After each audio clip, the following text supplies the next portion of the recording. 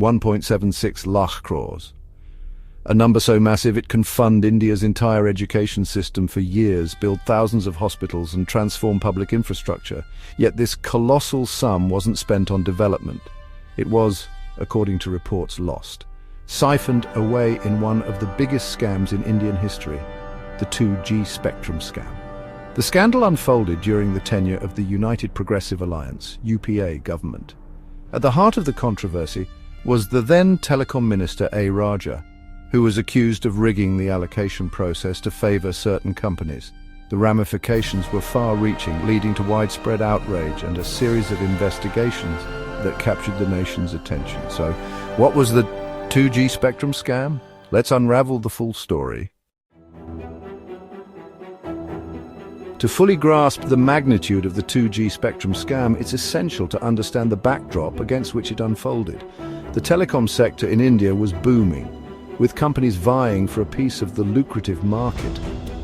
On September 25, 2007, the Department of Telecommunications, led by A. Raja, made a crucial announcement. Companies looking to acquire 2G spectrum licenses had only 6 days to submit applications, with the deadline set for October 1, 2007.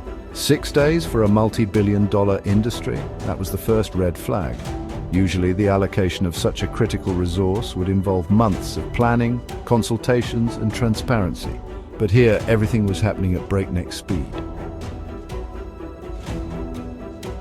And by the deadline, a total of 575 applications from 46 firms had been submitted.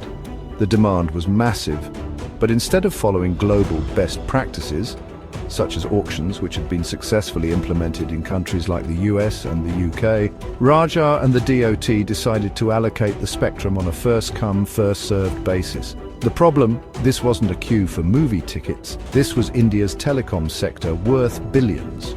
The first-come, first-served system opened the floodgates for manipulation.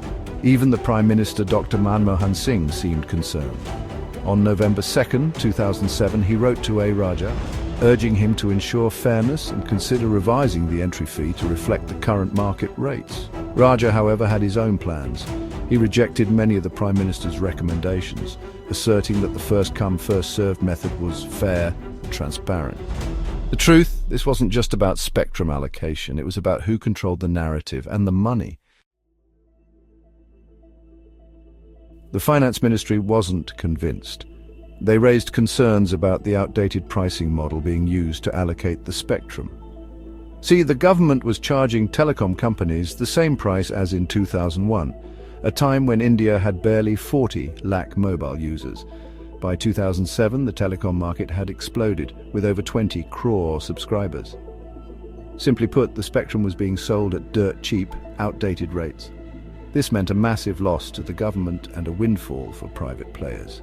Then came January 10, 2008, a day that would go down in history for its sheer audacity. The DOT quietly changed the rules. First, they retroactively moved the cut-off date to September 25, 2007, which meant many companies that had applied within the deadline were now disqualified. And if that wasn't enough, the DOT dropped another bombshell at 2:45 p.m. Only companies submitting their applications between 3:30 p.m. and 4:30 p.m. would be considered. In other words, a 1-hour window. Imagine this. You're a telecom company, waiting for months to get approval. You followed all the rules.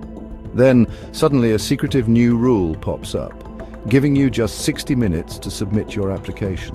And mysteriously, some companies already seem prepared. They have their applications ready, their demand drafts prepared, their executives positioned at the DOT office as if they knew the rule change in advance. The biggest beneficiaries?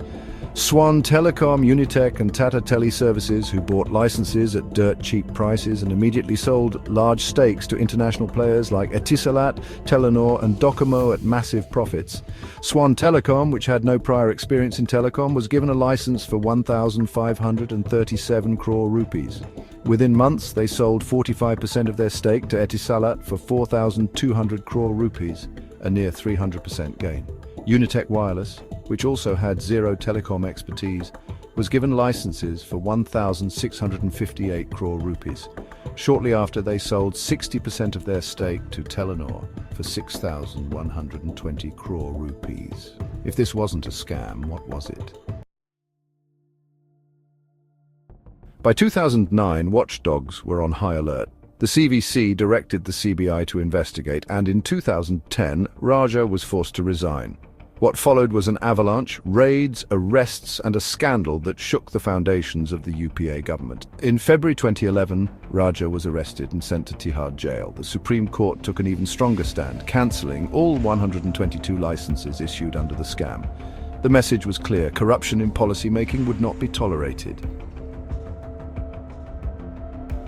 Then came the biggest revelation.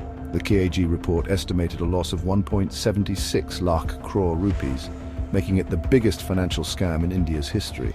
The CBI, however, revised the number to 30,985 crore rupees. The discrepancy in figures only added to the confusion. The 2G scam wasn't just a financial loss, it was a political earthquake. The opposition, led by the BJP, took to the streets demanding action. Parliament sessions were disrupted. The UPA, once seen as a stable reformist government, was now mired in scandal. For the Congress-led UPA government, the damage was irreversible. The scandal became a symbol of crony capitalism, of how policymakers and private corporations could work together to loot public resources. And as elections loomed, the shadow of 2G refused to fade. But just when the nation thought it had seen justice served, something happened that changed everything.